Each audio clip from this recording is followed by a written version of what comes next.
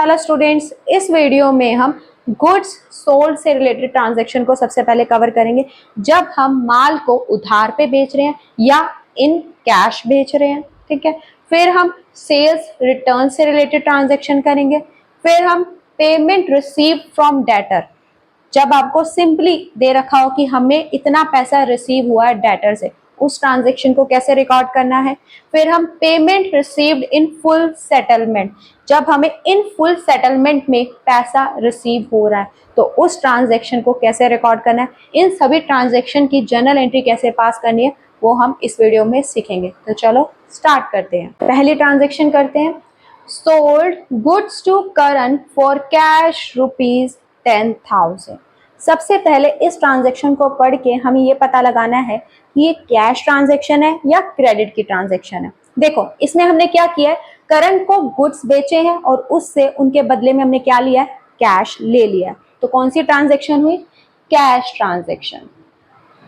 तो जब भी ऐसी कोई ट्रांजैक्शन दे रखी हो जिसमें बायर का नाम और कैश भी दे रखा हो तो ये कौन सी ट्रांजैक्शन हो जाएगी, कैश की ट्रांजैक्शन। बायर के नाम से हमें कुछ लेना देना नहीं है, हमारा सामान बिका है और उसके बदले में हमें पैसा मिल गया, ठीक है। अब कौन से अकाउंट्स इफेक्ट हो रहे हैं इस ट्रांजैक्शन में, हमने क्या किया है, गुड्स को बेचा है। जब हम गुड्स को बेचते हैं उसके लिए कौन सा अकाउंट यूज करते हैं, सेल्स अकाउंट, ठीक है।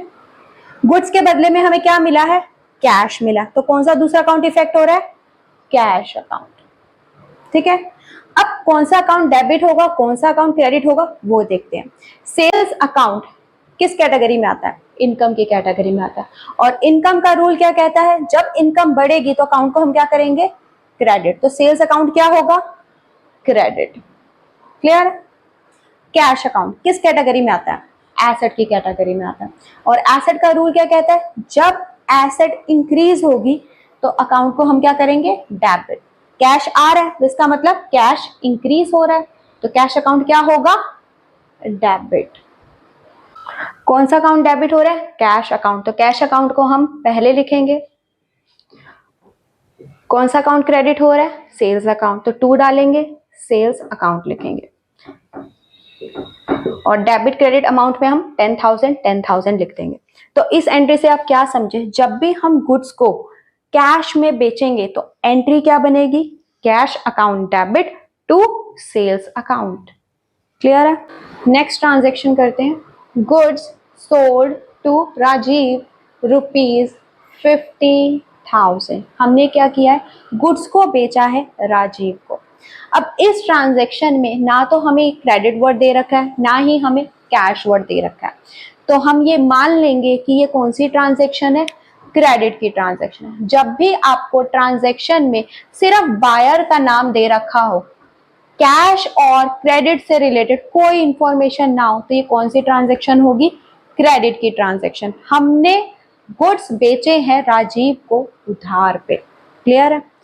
अब ये ट्रांजैक्शन किन किन अकाउंट्स पे इफेक्ट डाल रही है, हमने क्या किया है, गुड्स बेचे हैं तो कौन सा अकाउंट इफेक्ट हो रहा है, सेल्स अकाउंट, हमारी इनकम बढ़ रही है। और कौन सा अकाउंट इफेक्ट हो रहा है इस ट्रांजैक्शन में, हमने गुड्स को उधार पे बेचा है राजीव को, तो राजीव का अकाउंट इफेक्ट हो रहा है। हमने राजीव को गुड्स उधार पे बेचे हैं, राजीव ने हमारा पैसा देना है, राजीव क्या बन गया है, डेटर।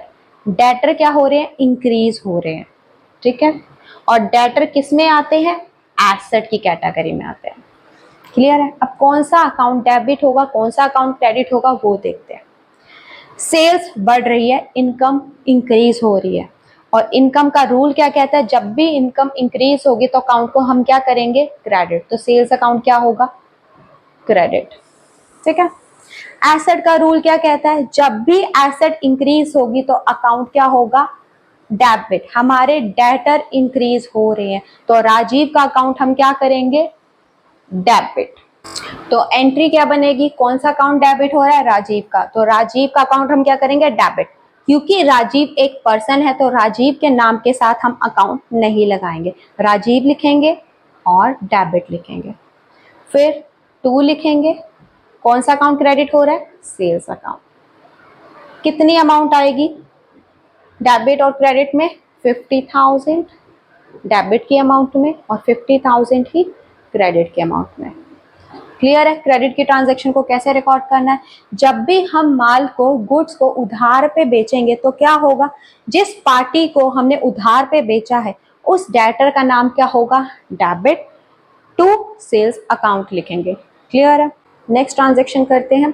Rajiv return goods ₹10,000। हमने जो माल राजीव को बेचा था उसमें से उसने कुछ गुड्स को वापस कर दिया जिसकी वैल्यू है 10,000 रुपीज। तो ये ट्रांजैक्शन किन किन अकाउंट्स पे इफेक्ट डाल रही है, राजीव ने गुड्स को वापस कर दिया तो कौन सा अकाउंट इफेक्ट हो रहा है, सेल्स रिटर्न अकाउंट। और कौन सा अकाउंट इफेक्ट हो रहा है इस ट्रांजैक्शन में, राजीव का। ठीक है, अब कौन सा अकाउंट डेबिट होगा कौन सा अकाउंट क्रेडिट होगा वो देखते हैं। सबसे पहले बात करते हैं सेल्स रिटर्न अकाउंट की। सेल्स जो हमने की थी उसमें से कुछ माल वापस आ गया, ठीक है, इनकम क्या हो रही है, डिक्रीज हो रही है। और जब इनकम डिक्रीज होती है अकाउंट को हम क्या करते हैं, डेबिट। तो सेल्स रिटर्न अकाउंट क्या होगा, डेबिट। क्लियर है। अब राजीव की बात करते हैं। राजीव हमारा क्या है, डेटर है। अब उसने हमारा कम पैसा देना है, डेटर क्या हो रहे हैं, डिक्रीज हो रहे हैं। डेटर किस में आते हैं, एसेट की कैटेगरी में आते हैं। और एसेट का रूल क्या कहता है, एसेट जब डिक्रीज होगी तो अकाउंट को करो क्रेडिट। तो राजीव का अकाउंट क्या होगा, क्रेडिट। तो जर्नल एंट्री क्या बनेगी, कौन सा अकाउंट डेबिट हो रहा है, सेल्स रिटर्न अकाउंट। तो सबसे पहले हम क्या लिखेंगे, sales return account debit. Credit क्या हो रहा है, राजीव का अकाउंट, 2 लिखो और राजीव लिखो। राजीव के नाम के साथ हम अकाउंट नहीं लगाएंगे क्योंकि राजीव क्या है, एक पर्सन है। और डेबिट के अमाउंट क्रेडिट के अमाउंट में कितना कितना डालेंगे, 10,000 10,000। क्लियर है कि जब भी हमारा बिका हुआ माल वापस आएगा तो एंट्री क्या बनेगी, sales return account debit to debtor का यहाँ पर नाम लिखेंगे। क्लियर है। नेक्स्ट ट्रांजेक्शन करते हैं। इस ट्रांजेक्शन को ध्यान से समझना, ये फुल सेटलमेंट वाली ट्रांजेक्शन है। देखो, received from Rajiv rupees 38,000 in full settlement of his account। Rajiv ने हमें कितने पैसे दिए, 38,000 और कहा है कि मेरा सारा हिसाब किताब अब आपके साथ खत्म होता है। देखो, हमने राजीव को कितने के गुड्स बेचे थे, 50,000 रुपीज की सेल्स की थी, उसमें से कितने गुड्स वापस आ गए, 10,000 रुपीज के। राजीव ने नेट हमारा कितना पैसा देना है, अब 40,000 देना चाहिए था, बट राजीव ने कितना पैसा भिजवाया है, 38,000 और कहा है कि अब मेरा आपके साथ हिसाब किताब खत्म हो गया है। इन फुल सेटलमेंट उसने कितने पैसे दिए, 38,000, देने कितने थे, 40,000। तो 2,000 रुपीज का एक तरीके से हम कह सकते हैं हमने उसे क्या दिया है, डिस्काउंट दिया है। क्लियर है। अब देखो इस ट्रांजैक्शन की जर्नल एंट्री क्या बनेगी। ये ट्रांजैक्शन किन किन अकाउंट्स पे इफेक्ट डाल रही है, हमारे पास क्या आ रहा है, कैश आ रहा है, कैश इंक्रीज हो रहा है। हमने क्या दिया है, उसे डिस्काउंट अलाउड किया है। राजीव का हिसाब किताब खत्म हो गया तो राजीव जो हमारा डेटर था अब वो क्या हो रहा है, डिक्रीज हो रहा है। ठीक है, अब कौन सा अकाउंट डेबिट होगा कौन सा अकाउंट क्रेडिट होगा वो देखते हैं। एसेट का रूल क्या कहता है, जब एसेट इंक्रीज होगी तो अकाउंट क्या होगा, डेबिट। कैश इंक्रीज हो रहा है, कैश का अकाउंट हम क्या करेंगे, डेबिट। डिस्काउंट देना क्या है, हमारे बिजनेस के लिए एक तरह से लॉस है एक तरह से एक्सपेंस है। जब वो इंक्रीज होते हैं तो अकाउंट को हम क्या करते हैं, डेबिट। क्लियर है।